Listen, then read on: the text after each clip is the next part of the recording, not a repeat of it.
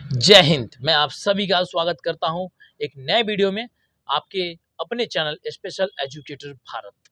तो आज का जो यूनिट होगा यूनिट 2 होगा। यूनिट 1 मैंने करा दिया है, आप लोग जाकर वीडियो देख लीजिएगा, चैनल पर मिल जाएंगे।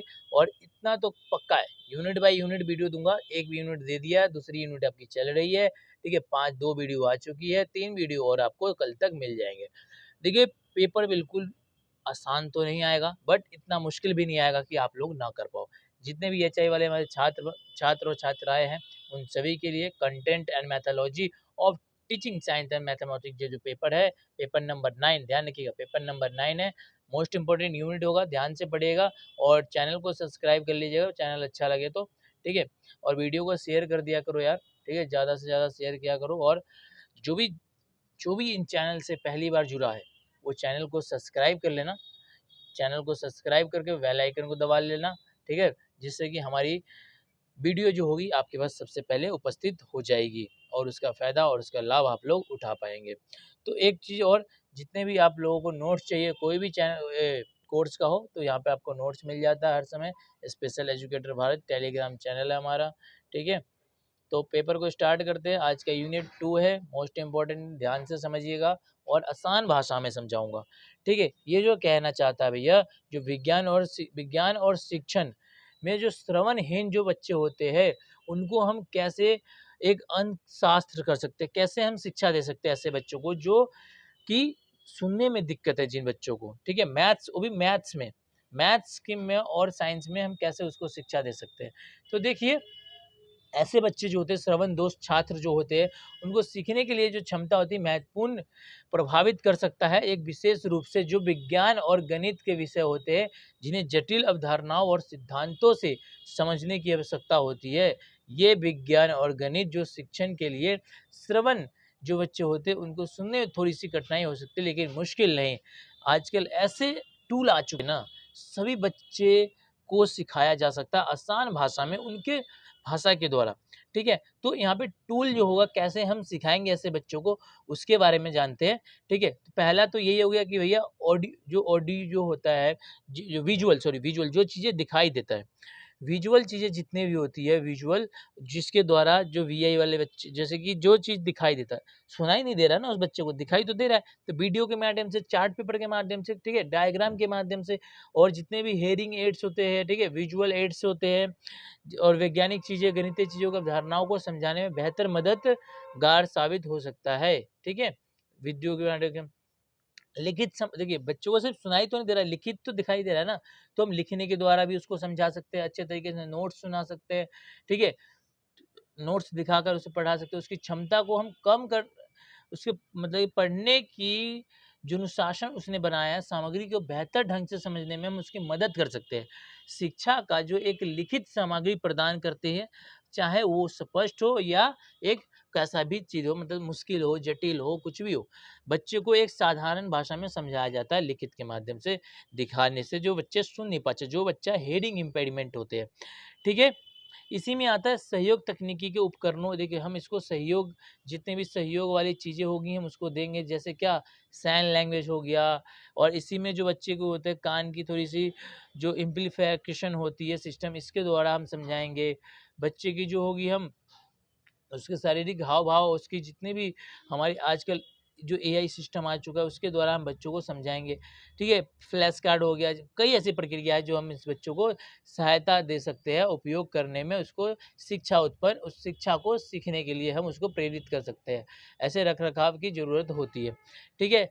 इसी में आ जाता है चौथा, जो है बोला, संचार का प्रोत्साहन करें। देखिए, हमें संचार को प्रोत्साहित करना चाहिए। ऐसे जो श्रवण बाधित बच्चे होते हैं, इनके कक्षाओं में हमें इनको संवाद करने की प्रोत्साहन करना चाहिए, बातचीत करने के लिए इनको प्रोत्साहन करना चाहिए। कैसे कर सकते हैं? प्रश्न पूछकर, विचार पूछकर, कहानी सुनकर, अपने बारे में जानकर चर्चा कर सकते हैं। इन सब बारे में हम उनको अवसर देकर हम बच्चे की संरचना में प्रोत्साहित कर सकते हैं, बातचीत करने में उसको हम वृद्धि कर सकते हैं, ठीक है। इसी में शिक्षण रणनीतियों की अपनाएं, जो शिक्षण रणनीतियाँ होती है, उसे अपनाने की बात करेंगे। जैसे श्रवण बाधित जो छात्र होते हैं दोस्तों, उसको ज़रूरत के अनुसार उसको पूरा करने के लिए जो शिक्षा रणनीतियों को अपनाया जाता है। उदाहरण के लिए कह सकते हैं कि जो शिक्षक होता है, अपने भाषा में उसे धीमा करके सरल भाषा में उपयोग करके छात्रों को प्रश्न पूछने और उसे पूछने को स्पष्ट करने के लिए अधिक अवसर प्रदान कर सकता है। ठीक है? जैसे आप ही है, आप सबको क्या एक सरल भाषा में मैं समझा रहा हूँ, ठीक है? और जो मुझे लग रहा है कि आपको बताना चाहिए वो मैं आपको समझा रहा हूँ, ठीक है? ठीक है? आवाज़ प्रदान करना चाहिए, बच्चों को क्या करना चाहिए? आवाज़ प्रदान करना चाहिए भैया कि आप आओ, करो, अधिक से अधिक बोलो, अधिक से अधिक क्या करो, समय व्यतीत करो लोगों के साथ। आपकी भाषा कौशल होगी, भाषा कौशल सीखने में आप अपने समाज से जुड़ सकते हैं, अपने जितने वैकल्पिक मूल्यांकन करते हैं, उन सभी के बारे में हम जान सकते हैं। जो मूल्यांकन होता है, हम बच्चे के हर समय कर सकते हैं, स्कूल के अंदर, स्कूल के बाहर, स्कूल खाना खेलते समय, पढ़ते समय, असाइनमेंट बनाते समय, हर एक प्रक्रिया के समय हम उसकी असेसमेंट कर सकते हैं। ये सभी चीज़ें इसमें उपस्थित होता है। देखिए, कुल मिलाकर जो श्रवण बाधित बालक होता है, जो विज्ञान और गणित पढ़ने के लिए एक बहुआयामी दृष्टिकोण हो चुका है। ऐसे बहुत सारी अब सुविधाएँ आ चुकी है, पहले थे जो नहीं थे, बट आज के जनरेशन में बहुत सारी सुविधाएँ आ चुकी है, उतनी दिक्कत होती नहीं है। देख के पढ़ना है, देख के पढ़ लो, सहायता सामग्री चाहिए, सहायता सामग्री ले लो, लिखित सामग्री चाहिए, लिखित सामग्री ले लो, ठीक है? सहायता तकनीकी की, संचार से, अनुकूलित से, शिक्षा रणनीतियों से हम बच्चों को क्या कर रहे हैं, उनको सुविधा दे रहे हैं, उनको मदद कर रहे हैं और उसमें वो लोग अपनी पूरी क्षमता से वो लोग पहुँचने की मदद कर सकते हैं, ठीक है? ठीक है, इसमें अगला जो है हम समझेंगे बच्चों की जो हम शिक्षा और अधिगम प्रक्रिया जो आने वाली समस्या और सीमाएँ जो होती है दूर करने के लिए योजनाएँ बनाते हैं। देखिए, शिक्षा अधिगम प्रक्रिया जो होता है, शिक्षा अधिगम मतलब कि टीचिंग लर्निंग प्रोसेस जो होता है, उसमें आने वाले समस्या को दूर करने की जो योजनाएँ बनाई गई, देखिए समझिए, जो टीएलपी है ना, टीएलपी टीचिंग लर्निंग प्रोसेस, इसमें क्या होता है, एक जो सीखने की प्रक्रिया होती है, एक जटिल प्रक्रिया मानी जाती है, जिसमें अलग अलग प्रकार के अलग अलग कारक के शामिल किया जाता है। हालांकि समस्या और सीमाएं कुछ दूर करने के लिए रणनीति की योजना बनाकर हम उसे लागू करते हैं, लेकिन शिक्षक अधिक प्रभावी और कुशल शिक्षण के लिए सीखने की प्रक्रिया बनाया जा सकता है। यहाँ तक कि कुछ कदम ऐसे होते हैं जो शिक्षक होता है शिक्षण और सीखने में आने वाली समस्या को और सीमा को दूर करने के लिए उठा सकता है। अब देखिए क्या उठा सकता है, क्या कौन-कौन सी समस्या आती है, जो बच्चों की हम टीएलपी में की बात करते हैं, कौन-सी योजनाएँ आती हैं। एक तो समस्या और सीमाओं की पहचान करें। जब तक कोई सी चीज़ की हम पहचान नहीं करेंगे, जब तक हम समस्या को नहीं जानेंगे, हम उस चीज़ में उसकी मदद नहीं कर सकते। हम उसको कुछ बता नहीं सकते। इसीलिए सीखने की प्रक्रिया को बाधा करने के बाद मुद्दे में रखा गया है। ठीक है? जितनी भी समस्या होती है, सामान्य समस्या हो या सीमा से प्रेरणा की कमी हो या जितने भी जुड़ाव की कमी हो, भाषा से बाधा हो या संसाधन की कमी हो या व्यक्तित्व की सीखने में के अंतर से ही कमी हो, तो इन सभी चीज़ को हमें पहचान कर उसको सिखाना चाहिए। ठीक है? एक योजना विकसित करें। एक बार तो समस्या को आप पहचान लो, सीमा में निर्धारित कर लो, आपने सबको देख लिया, अपने शिक्षा, अपने अनुभव के द्वारा एक योजना बनाएँ और उस पे विकसित करने की उसकी रणनीति बनाइए।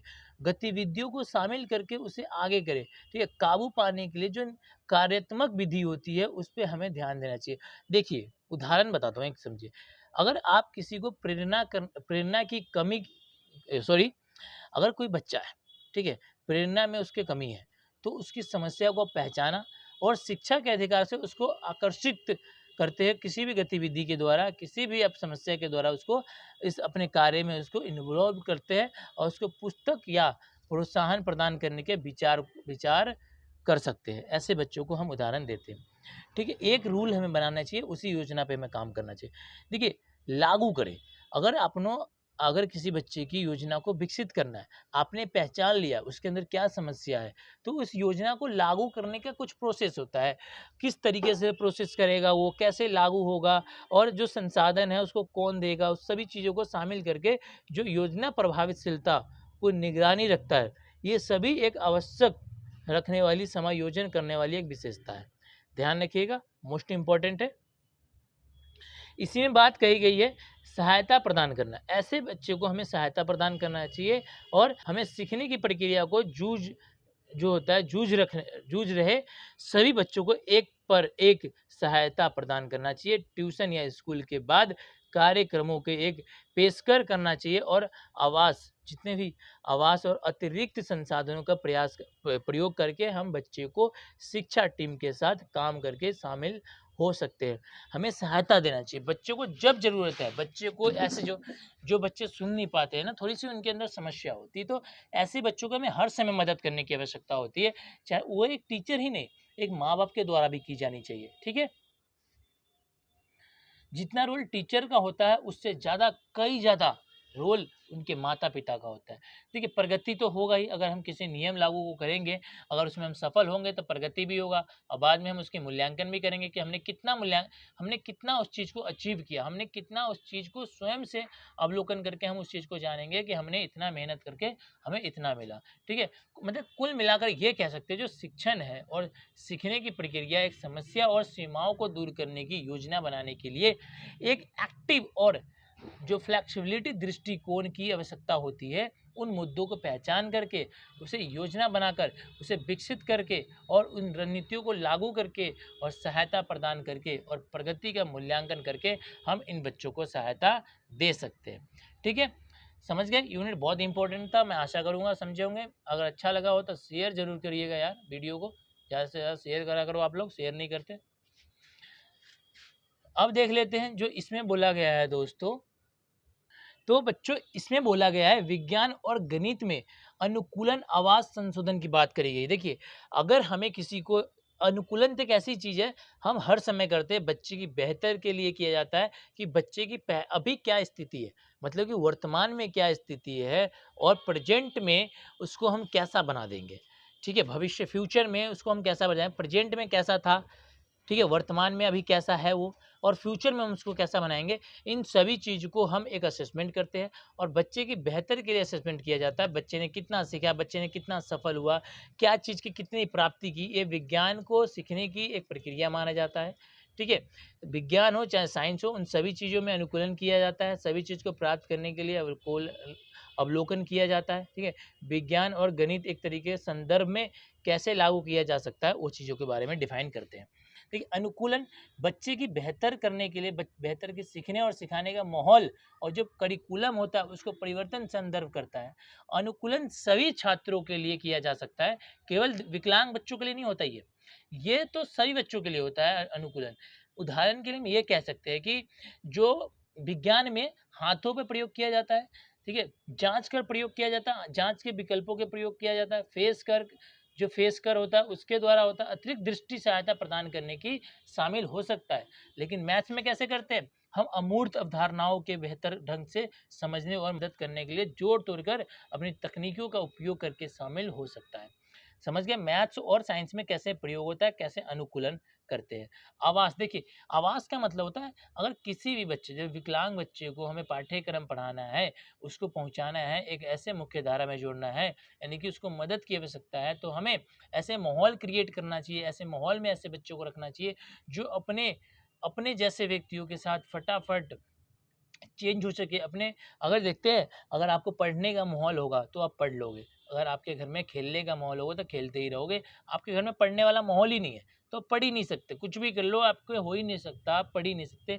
तो ये सिर्फ हमें ऐसे बच्चों को ऐसे माहौल देना चाहिए, दृष्टि सहायता प्रदान करना चाहिए। ठीक है, जो हमारे असेसमेंट होता है उसे पूरा करने के लिए अत्यधिक हमें समय देना चाहिए।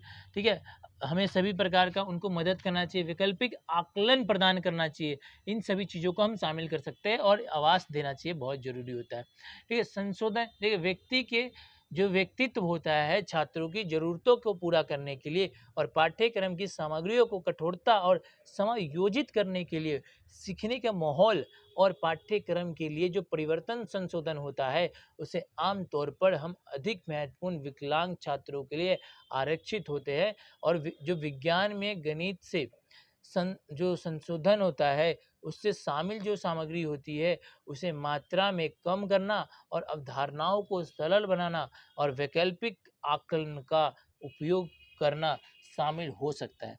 ठीक है, ध्यान रखिएगा। हमें ये महत्वपूर्ण इस बात पर देना है कि प्रत्येक छात्रों के लिए अनुकूलन और आवास और संशोधन पर निर्धारित करने के लिए अपने स्कूल में विशेष शिक्षा टीम के साथ साथ मिलकर काम करें और जितनी भी प्रक्रिया सुनिश्चित आपने किया है, निरंतर मूल्यांकन और समायोजन, इन सभी को शामिल करके प्रत्येक दिव्यांग बच्चों को शैक्षिक बनाना, उसको अपनी आजीविका चलाने में सफलता प्राप्त कराना, यही आपका उद्देश्य होना चाहिए। यही आपको समर्थन मिल रहा है तो आप अपने सभी कार्यों को उन पर निर्धारित करिए। आपके जितने भी अनुभव है अपने करिकुलम से जोड़कर, उनको समाज से जोड़कर, अपने गणित और विज्ञान को अपनी पूरी तरीके से क्षमता से पहचान कर उसे अवसर देने चाहिए। ऐसे बच्चों को ध्यान रखिएगा। नेक्स्ट यूनिट आप लोगों का ये सब यूनिट किट, इसमें बताना है विज्ञान और गणित को जो शिक्षण में सहायता उपकरण क्या क्या चीज़ें होती है, सहायता किस किस चीज़ों से हमें मिलती है जब हम विज्ञान पढ़ते हैं और जब हम मैथ्स पढ़ते हैं, तब हमें ऐसी कौन सी हेयरिंग एड्स है जिसकी सहायता से बच्चे को एक अच्छा शिक्षा प्रदान हो सकता है, ऐसा उपकरण बताते हैं। सॉरी, देखिए गणित में तो हम ये कह सकते हैं अधिगम बढ़ाने के लिए हमें अमूर्त चिंतन की अवधारणा को मूर्त चिंतन से मदद कर सकते हैं। मतलब कि बच्चे की जो प्रीवियस ज्ञान है उससे आधारित हमें अपने आगे के ज्ञान से बताना है। एक चीज़ हमने दिखा दिया कि भैया ये पानी है, ठीक है। अब हमने पानी की बोतल है, अब हमने उसको हटा दिया तो बच्चा बता सके अगली बार भी ये पानी की बोतल था, उसमें 1 लीटर पानी होता है, वो 20 रुपए का आता है, ठीक है। मतलब कि उसने क्या किया, अपने प्रीवियस नॉलेज से अभी के नॉलेज को बताया। तो ये सभी चीज़ें को उसको ज्ञान होना चाहिए। और जो विज्ञान है, विज्ञान के जो हम शिक्षण देते हैं बच्चों को जो होता है दोस्तों, उसकी हम सहायता सामग्रियों और उसके उपकरणों के उदाहरण पर हम देते हैं। देखिए उपयोग विज्ञान और गणित की जो शिक्षण क्रिया होती है अनेक है, एक नहीं अनेक है। उन्हीं के बारे में थोड़ा यहाँ मैं डिस्क्राइब करूँगा, थोड़ा समझाऊंगा और समझूंगा आपने को भी, ठीक है। अगर वीडियो अच्छा लगे तो शेयर करना और सब्सक्राइब जरूर कर लेना। और कोई कुछ समस्या हो तो हमें टेलीग्राम पर भी आप मैसेज कर सकते हो, ऐसे आप इसमें भी हमें कमेंट करके बता सकते हो। देखिए विज्ञान सहायता और उपकरण, जैसे विज्ञान सहायता क्या होता है, विज्ञान सहायता उपकरण में क्या क्या आता है, माइक्रोस्कोप आता है, ठीक है, टेलीस्कोप आता है, जो आपका थर्मामीटर होता है, ठीक है, बिकर होता है, टेस्ट ट्यूब होता है, सुरक्षा चरने जितने भी होते हैं, चश्मे होते हैं, इन सभी से क्या होता है प्रयोग करके अपने को एकत्र करके मदद करता है और आप अपने विज्ञान में आपको सहायता मिलता है, ठीक है। जो भी एक कोशिकाएं होते हैं, परमाणु बनते हैं, ये सभी चीज़ें क्या होती है, संरचनाएं हैं, अमूर्त अवधारणाओं के जो कल्पना करके छात्रों को मदद करने के लिए एक मॉडल और चार्ट के द्वारा इसको हम उपयोग कर सकते हैं। ये सभी चीज़ों की बात इसमें बताई जाती है, ठीक है। नेक्स्ट आ जाता है जो गणित है, उसमें हम कैसे बच्चों को बता सकते हैं। देखो गणित जो है इसमें हम बच्चों को इस प्रकार से बता सकते हैं। देखिए कैलकुलेटर जो होता है, ठीक है, मोबाइल में जो कैलकुलेटर होता है ऐसे बाहर बिकती है, ठीक है, मैनिपुलेटिव होती है, एक रूलर होता है, ऐसी कोई जो कंपास होता है, इन सभी के द्वारा ग्राफिंग जो होता है प्रकार, इन सभी के द्वारा हम सभी को स्केल हो गया, ठीक है। इन सभी सहायतों के माध्यम से हम बच्चों को विभिन्न विभिन्न प्रकार की आकृतियाँ बनाते हैं और मूर्त अवधारणाओं को हम समझने में मदद करने के लिए उसको हम प्रोत्साहित देते हैं और समझने में बहुत मदद मिलता है। रोज़मर्रा की ज़िंदगी में कैसे गणित के उपयोग किया जाता है, कैसे लागू किया जाता है, तो ये छात्रों के अंदर हम वास्तविक दुनिया से जोड़कर उनको हम जो परिदृष्टि होती है उसको हम उपयोग करने के लिए कहते हैं। ऐसे इसी में एक और आता है, इसमें आता है दोस्तों सहायता तकनीकी। सहायता तकनीकी क्या होता है विकलांग बच्चों के लिए, आप विज्ञान हो चाहे गणित हो, दोनों में सहायता तकनीकों का उपयोग किया जाता है, ये आप सभी को पता है। स्क्रीन रीडर होता है, ठीक है, इसी में टेक्स्ट टू स्पीच होती है, इसी में ध्वनि पहचान की एक कला आती है। कैलकुलेटर हो गया, शामिल करके हम सभी तकनीकों का उपयोग करा सकते हैं। जो हमारा करिकुलम होता है वहाँ तक पहुँचा सकते हैं बच्चों को। उनके साथियों के साथ हम समान आधार पर सीखने के लिए प्रक्रिया में भाग लेने में मदद कर सकते हैं। तो ऐसे हमें मदद करनी चाहिए और दिव्यांग बच्चों को ऊपर आने के लिए बात करनी चाहिए। ये सभी चीज़ें जो मैं बता रहा हूँ मैथ्स और साइंस में कैसे प्रयोग करते हैं, कैसे ये अपने को सीखते हैं, कैसे ये प्रयोग करते हैं, इनके असेसमेंट कैसे करते हैं, इन सभी चीज़ों के बारे में हम बात करते हैं, ठीक है। इंटरमीडिएट जो व्हाइट बोर्ड होता है, इन सभी के बारे में जो कक्षा में तेज़ी लोकप्रिय से हो रहा है, इसका उपयोग जो छवियाँ होती है, वीडियो के द्वारा, प्रदर्शन के द्वारा हम सभी चीज़ें दिखाते हैं, ऑडियो विजुअल का प्रयोग करके हम बच्चों को सिखाते हैं।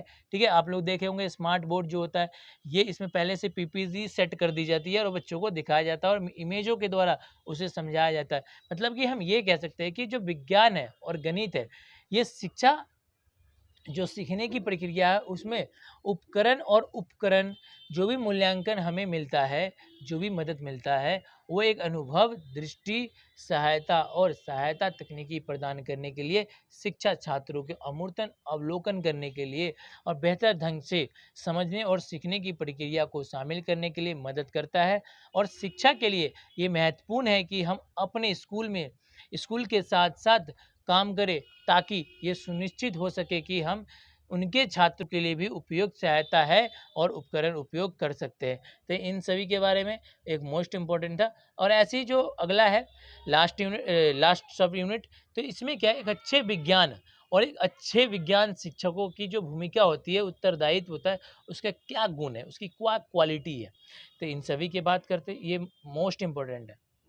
देखिए, मोस्ट इम्पोर्टेंट है,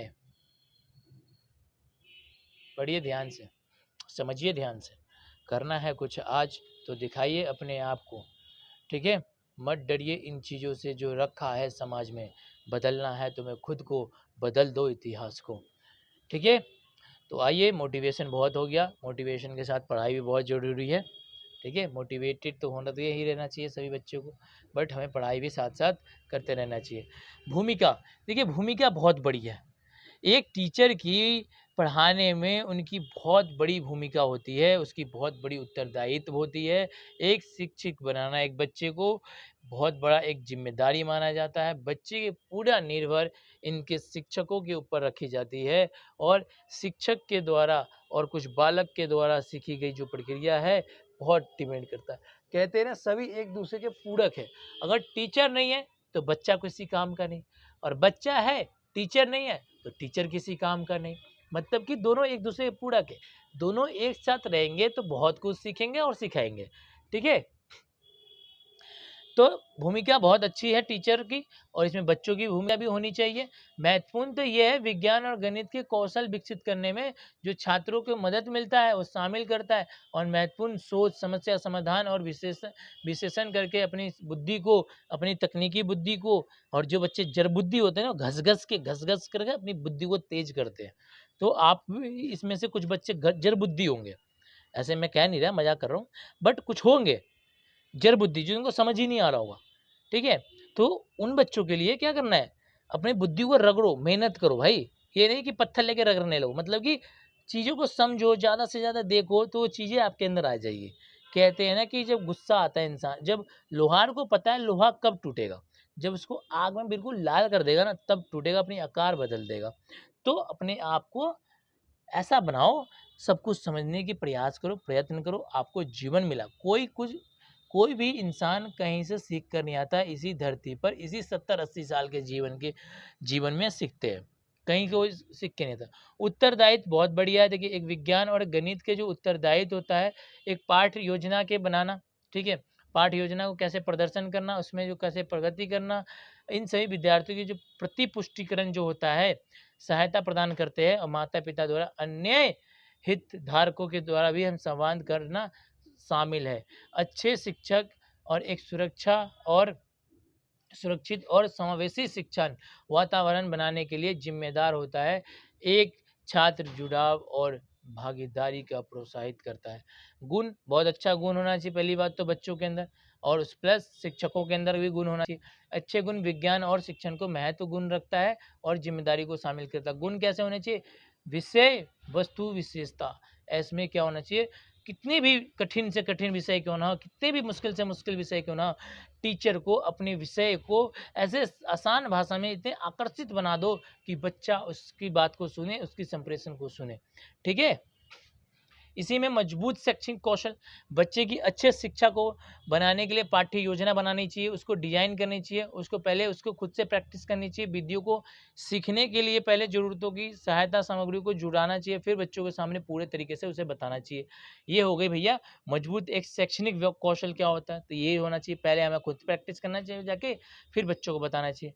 शिक्षण के लिए जुनून होना चाहिए भैया, शिक्षण अगर चाहिए तो जुनून पैदा कर लो, किसी चीज़ को पाना है तो जुनून बहुत ज़रूरी है, पागलपन, ज़िद्दी, ठीक है?